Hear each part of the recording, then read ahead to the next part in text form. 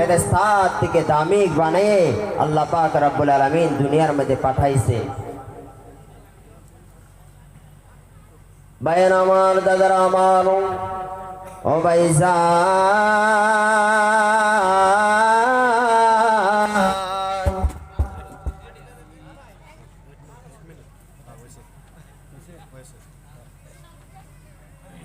আল্লাহ পাক রব্বুল আলামিন বলে আসমানও আমি বানাইলাম, জমিনও আমি বানাইলাম, বন্দরে চাঁদ আমি আল্লাহ বানাইলাম, সূর্য আমি আল্লাহ বানাইলাম, পাহাড় আমি আল্লাহ বানাইলাম, পর্বত আমি আল্লাহ বানাইলাম, কিন্তু সবথেকে দামি সবথেকে সুন্দর করে মানুষ তোমাদেরকে বানাইলাম। বলেন আমাদেরকে কি অসুন্দর করে বানাইছে? কথা বলবেন, অসুন্দর করে বানাইছে না, আমাদেরকে এত সুন্দর করে বানাইছে। একজনের চেহারার সাথে আরেকজনের চেহারা মিল খায় না, মিলে না। তে আল্লাহ কত সুন্দর করে আমাদেরকে বানাইছে। আল্লাহ পাক রব্বুল আলামিন বলেন আসমান বানাইলাম, কোরআনের মধ্যে কসম খায়া বলেন আসমান সুন্দর করে বানাইলাম, জমিন আমি আল্লাহ পাক রব্বুল আলামিন সুন্দর করে বানাইলাম, কোরআনের মধ্যে কসম খায়া বলেন জমিন সুন্দর করে বানাইলাম। মানুষ রে তোমাদেরকে যে সুন্দর করে বানাইলাম, আমি একটি নয়, দুইটি নয়, তিনটি নয়, চারটি কসম করলাম যে আমি তোমাদেরকে সুন্দর করে বানাইলাম। আল্লাহ পাক রব্বুল আলামিন বলেন ওয়াতিন, তিন ফলের কসম করলেন, ওয়াজাইতুন, জাইতুন ফলের কসম করলেন, ওয়াতুর সিনিন, সিনা পর্বতের কসম করলেন, ওয়াহাদাল বালাদিল আমিন, পবিত্র মক্কা মদিনার কসম করলেন, লাকাদ খালাকানাল ইনসানা ফি আহসানি তাকওয়িম। আল্লাহ পাক রব্বুল আলামিন বলেন ইনসান সুন্দর করে বানাইলাম, এত সুন্দর করে বানাইলো, এত সুন্দর করে বানাইলো আল্লাহ পাক রব্বুল আলামিন আমাদেরকে এত সুন্দর করে যে বানাইলো। বলেন আল্লাহ পাক রব্বুল আলামিন এত সুন্দর করে যে বানাইলো, কেন বানাইলো? আল্লাহ পাক রব্বুল আলামিন আমাদেরকে একমাত্র বানাইছেন আল্লাহ পাক রব্বুল আলামিনের ইবাদত করার জন্য। বলেন সুবহানাল্লাহ। কেন বানাইছে? একমাত্র আল্লাহ পাক রব্বুল আলামিনের ইবাদত করার জন্য। ভাইরা আমার, দাদারা আমার, আমরা ইবাদত যে করি আল্লাহর কোন ইবাদত গুলি করতেছি? বলেন আল্লাহর কোন ইবাদতটা আমরা করতেছি? নামাজ কায়েম করি না, রোজা রাখি না, তা আমরা কি করতেছি? দুনিয়া নিয়ে ব্যস্ত আছি। দুনিয়াটা নিয়ে যে ব্যস্ত আছি, টাকার পিছনে দৌড়াইতেছি, আমরা যে একদিন কবরের মধ্যে চলে যাব, একদিন যে এই দুনিয়ায় থাকবো না, এই চিন্তা কারো মাথায় আছে? বলেন আছে? নাই। আল্লাহ পাক রব্বুল আলামিন কোরআনের মধ্যে বলেছেন কুল্লু নাফসিন যায়িকাতুল মাউত। আল্লাহ পাক রব্বুল আলামিন বলেন দুনিয়ার মধ্যে যতগুলি মানুষ আমি সৃষ্টি করেছি, যত বস্তু সৃষ্টি করেছি, জান থাকা বস্তু সৃষ্টি করেছি, সবাইকে একদিন এই মরণের স্বাদ গুলি গ্রহণ করা লাগবে।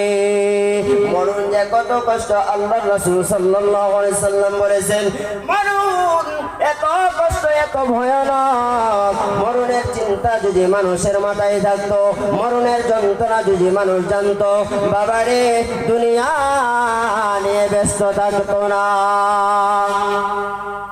মরণের যন্ত্রণা আমরা জানি না, মরণের যন্ত্রণা আমরা জানি না।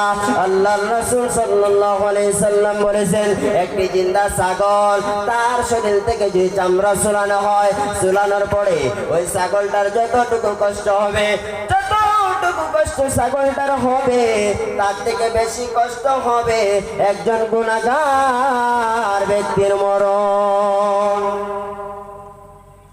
এত সুদা মরণ না। একটা জিন্দা ছাগলের শরীর থেকে যদি চামড়া ছোলানো হয়, ছাগলটার কষ্ট অনুভব হবে কি হবে না? ছাগলটা যদি আমাদের মতো কথা বলতে পারতো, ছাগল আপনার পায়ের মধ্যে ধরতো, হাতের মধ্যে ধরতো, আপনাকে বাবা বাবা বলে ডাকতো, কত ধরনের অনুরোধ আপনার কাছে করতো, কিন্তু ছাগলটা কথা বলতে পারবে না। তার কারণে ছাগলের মুখ দিয়ে খালি মে মে শব্দ হবে কি হবে না? হবে। মানুষ আমি আপনি যে চিল্লাইতে পারি, সব কিছু করতে পারি, দুনিয়ার থেকে যত দূরে চলে যান, দুনিয়ার থেকে যত জায়গার মধ্যে চলে যান, আমার আল্লাহ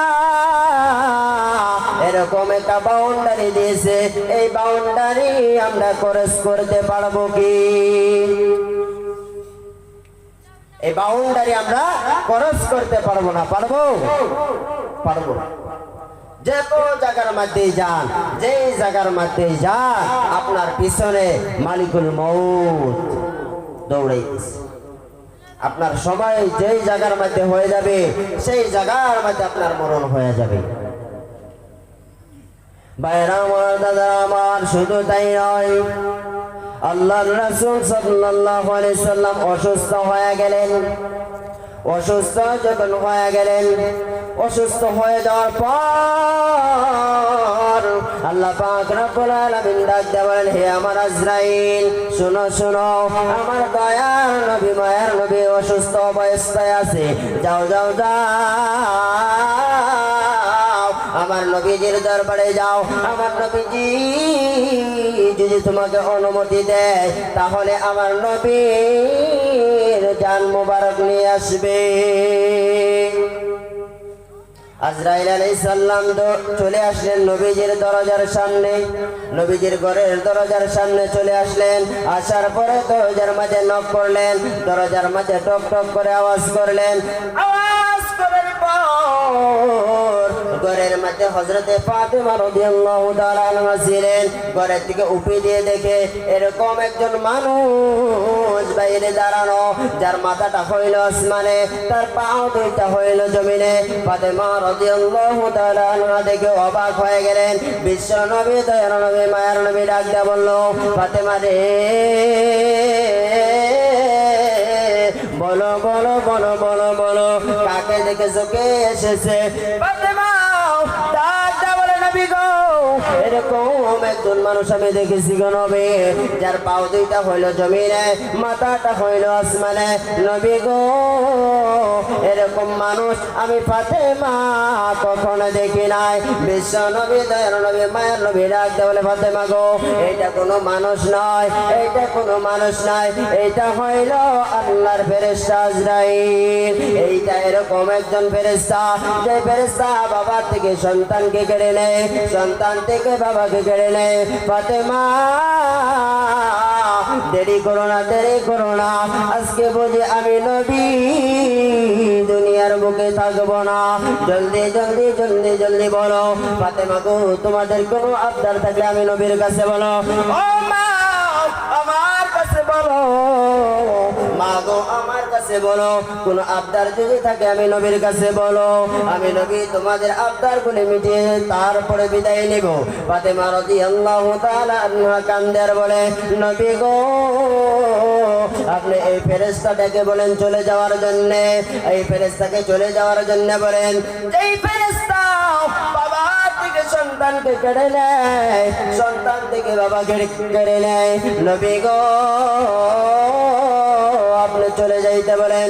বিশ্ব নবী, দয়ার নবী, মায়ার নবী ডাক দেয়া বলে, ও ফাতেমা, না না না না না না, আমার আল্লাহ পাক রব্বুল আলামিন পাঠাইছেন আমার রূহ মুবারক নেওয়ার জন্য।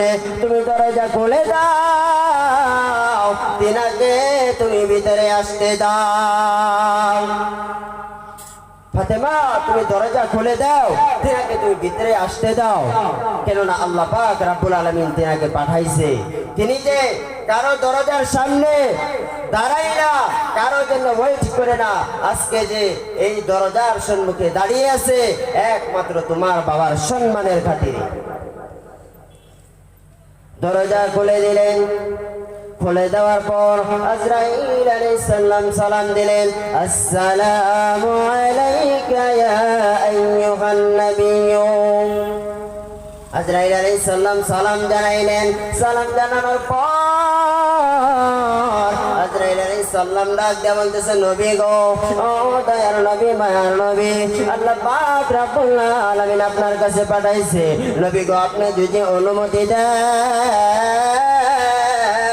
আপনার রূহ মুবারকটা নিয়ে আমি চলে যাব আল্লাহর নবী ডাক দেয়া বলেন দাঁড়াও আমার ভাই জিবরাইলকে আসতে দাও আল্লাহ পাক রব্বুল আলামিন বলেন হে আমার জিবরাইল যাও যাও যাও আমার বন্ধুকে যে খবরটুকু পৌঁছায় দাও আমার বন্ধুকে জানায় দাও আজরাইল ও জিবরাইল যাও আমার বন্ধুকে জানায় দাও আমার বন্ধুর জন্য আমি আল্লাহ অপেক্ষা করতেছি যাও জানায় দাও জিবরাইল আলাইহিস সালাম চলে আসলেন নবীজির কাছে আয়েশা বলতেছেন নবী গো আপনাকে আল্লাহ পাক রব্বুল আলামিন আপনার জন্য বসে আছে আল্লাহ নবী ডাক দেয়া জিবরাইল আমি চলে যাব কোনো চিন্তা নাই আমি চলে যাব কিন্তু আমার একটি কথা আমার গুনাহগার উম্মতের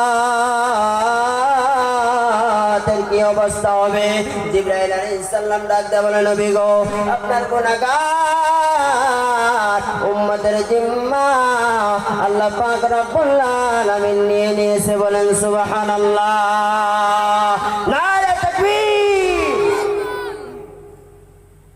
যে যথেষ্ট সময় আমার কাছে নাই আলোচনা বহুত আছে কিন্তু সময়ের গতিকে করতে পারি নাই তে যা কিছু আলোচনা করেছি যা বলার বাকি আছে সব আল্লাহ পাক রব্বুল আলামিন কবুল করুক আর সবাইকে আমল করার তৌফিক দান করুক সকলে বলেন আমিন এখন আমাদের মেহমান বহু দূর থেকে এসেছেন গুয়াহাটি থেকে এসেছেন তিনিও আসবেন আপনাদের সম্মুখে আলোচনা করবেন বহুত সুন্দর করে আলোচনা করবেন কোরআন হাদিসের দিকে আলোচনা করবেন তো এখন যদি আপনারা যারা বাজারে আছেন যারা বাড়িতে এখনো বসে আছেন অতি শিগগিরই আপনারা এই প্যান্ডেলের নিচে আইসা বসে যান কোরআন হাদিসের আলোচনাগুলি শুনেন আল্লাহ পাক রব্বুল আলামিন আমাদের সকলকে কবুল করুক সকলে বলেন আমিন